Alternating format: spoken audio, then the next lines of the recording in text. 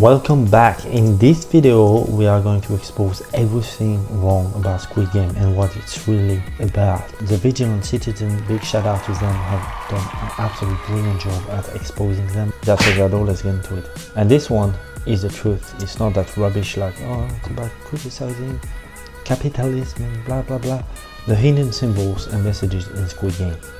The Netflix series Squid Game is about poor people taking part in horrific games, while elite VIPs watch the show for entertainment. Through messages and symbolism, Squid Game reveals what it is truly about, the incurable sickness of the elite. Warning, humongous spoilers ahead. If you enjoy watching people getting killed execution style, boy, do I have the Netflix series for you. It's called Squid Game, and it also features a bunch of people falling from high platforms and splattering onto the ground. Indeed, you will witness so many brutal deaths in Squid Game that you won't even have a choice but to become desensitized to them. Even the characters in the series end up having whole conversation about their childhood or something irrelevant like that, while others are getting shot in the face about 10 feet away from them. They don't care anymore, and you won't either. And that's kind of the point. Despite the fact that Squid Game features extreme level of gore and violence, the marketing surrounding it seems insidiously conceived to be appealing to children. This is one of the images one can come across while browsing Netflix. Children could easily mistake this for a children's movie, and there is nothing preventing them from watching it. The main villains look like he's straight out of an episode of the Mighty Morphin Power Rangers. His workers look like buttons on a PlayStation controller. In short, everything is there to lure children to the series, to then traumatize them with scenes of rare violence and psychopathic mind games. And trust me on that will definitely traumatize children.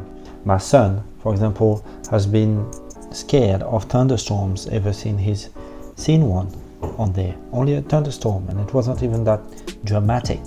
So imagine children being exposed to brutal massacres and that kind of psychotic thing. They are trying to make a generation of evil people. It is written in the Bible, as in the days of Noah, people will have evil taught continually. Why? Because they have been brainwashed, they've been completely conditioned to be psychotic ever since they are little children. And this is where we are right now. We're on the end of time, you better believe it.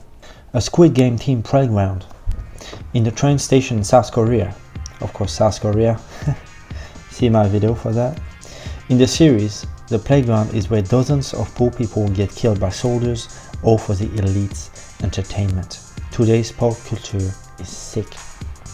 At the core of Squid Game is the age-old and undying legends of rich elite people recruiting peasants and forcing them to play deadly games for their entertainment.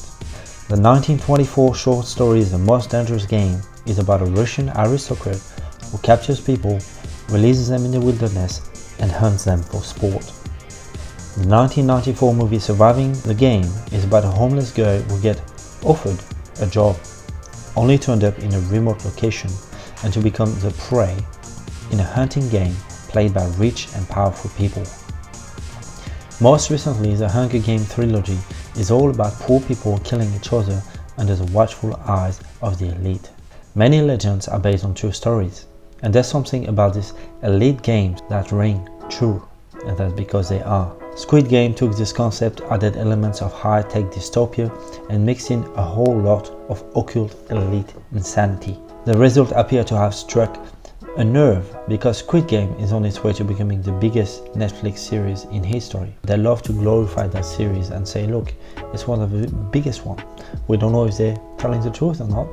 But like most Netflix series, the message in Squid Game are twisted. It is about the culture of death that obsesses the elite and making the viewers part of it. And through subtle symbolism, the philosophy of the elite is there for you to witness. Here's a look at the messages and the symbolism in this series. Two circles.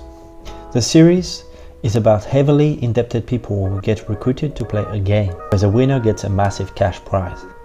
The losers, they die in horrible ways. We eventually learned that this entire ordeal was orchestrated by a group of rich elite people who enjoy watching miserable peasants being humiliated, infantilized, and forced to become immoral animals in order to survive.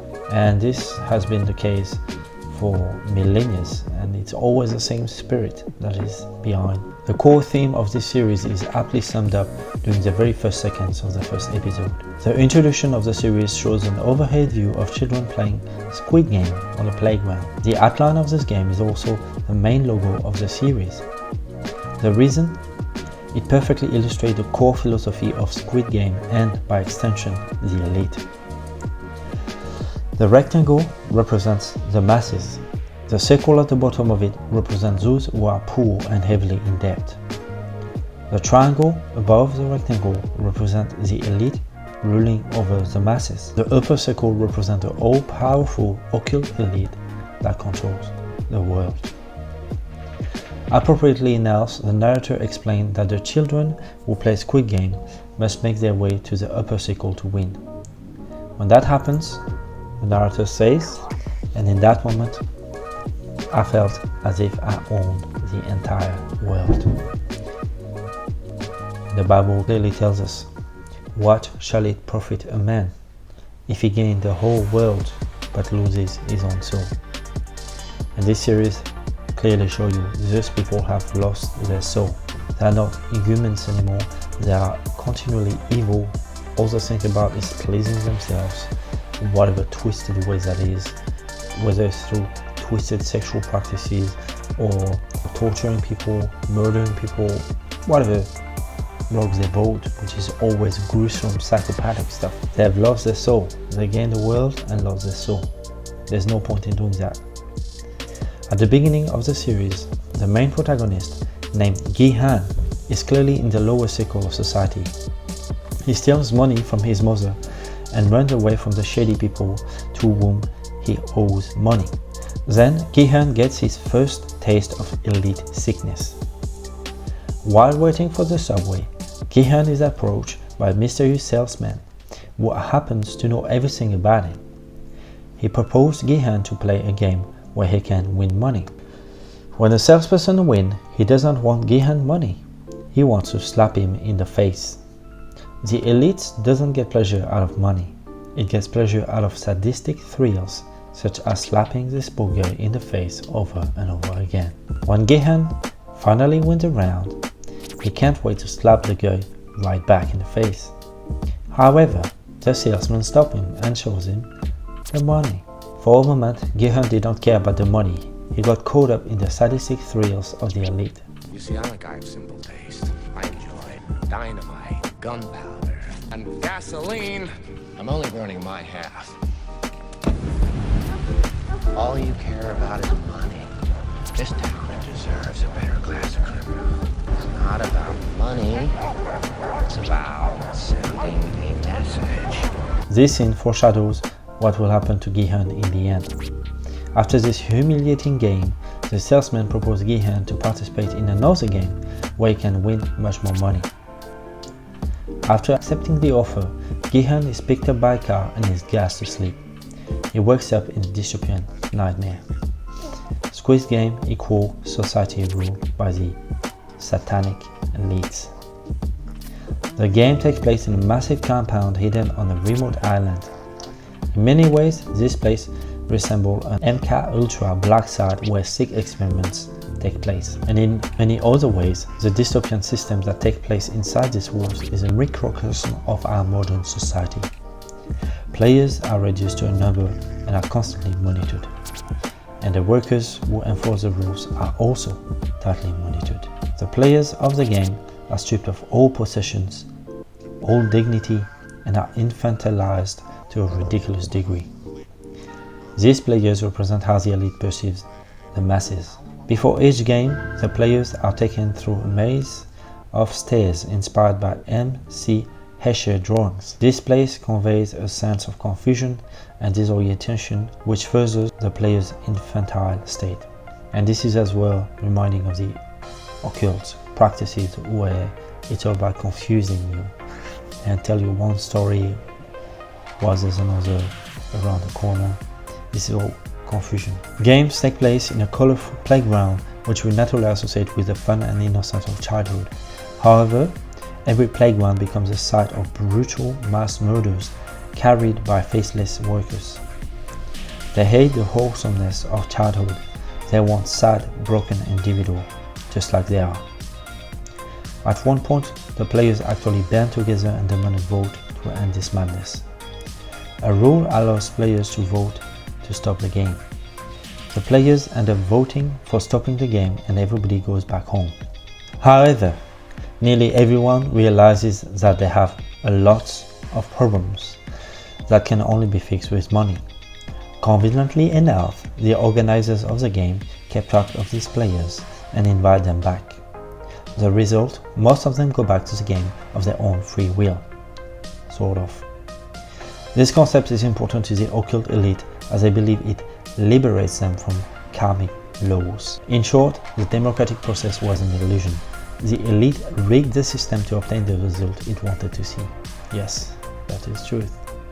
When they're back in the game, the solidarity between the players quickly dissipates. In order to see the players turn on each other, the organizers purposely give them a single egg as a meal. Surely enough, the players start fighting for the precious egg. This reflects a classic tactic of the ruling class. By making resources scarce, the masses stop focusing on the rulers and start fighting each other for scraps. The next games are specifically designed to pit the players against each other. For instance, the marble games require the players to form teams of two. Naturally, most players team up with the person they are closest to. One guy even matches up with his wife. Then they learn that the two players must play against each other and the loser dies. Gihan tricks this all-confused man, who was his friend, to win the game. He had to stoop low to survive. More on the old man later. Players also realize that they can kill each other with total impunity outside the games. This leads to chaos and murder when the players are in the main area. Dead bodies are placed in creepy black boxes with bows on them, a gift of human sacrifice to the elite and Satan. The bodies are incinerated in industrial-sized installations. Considering the fact that the elite is obsessed with global depopulation, each death is a gift. In the first episode, Gihan gives his daughter a gift that looked like the creepy coffins. One of the many instances of foreshadowing in this series. When she opens up the box, she realizes that the gift is a gun-shaped lighter. This scene foreshadows the numerous deaths by gunshot that are about to happen. Also, the gun lights fire, which can refer to the bodies being incinerated. The fact that Gihan gives this gift to his daughter is in line with the overall agenda of exposing the youth to the elite's sickness. They start young. Think about the Baphomet statue surrounded by children. They know if they wait later, people are going to be revolted by this. They have to start traumatizing them and molding them as early as possible. Elite sickness. Here we come to the part that really exposes them. For the final 3 games, the organizers welcome VIPs. Ultra-rich, elite people who came to watch the show in person. Through symbolism, the series indicates who exactly these people are. The VIPs walk around with animal masks on their faces. The occult has been noticed for centuries. Left, one of the VIPs, right, Helen the Rothschild at the 1972 Occult Elite Ball. This picture from the Church of Satan website shows a bunch of people wearing animal masks, symbolizing the embrace of humans' animalistic side and degradation. Appropriately enough, these VIPs are obsessed with the 2 core elements of humans' animalistic side, lust and blood. The lounges where the VIPs sit and watch people die is pure decadence. Humans are used as furniture and decoration. Another way of portraying the dehumanization of the masses. This VIP is immediately attracted to the server and needs to have him right away. The VIPs bring the server to the VIP room to be satisfied. That room is covered with art that reflects the VIP's advanced state of perversion. And this is something that's in the real world of the occult as well. They always have their creepy paintings. After 5 games, there are only 3 players left. They are the elite players. Consequently, they are given fancy clothes and are treated to a feast. No more boiled eggs for these three. The setting of this feast could not be more symbolic. For the feast, the tables are placed in the shape of a triangle with lights in the middle. That triangle is placed atop a checkerboard pattern floor.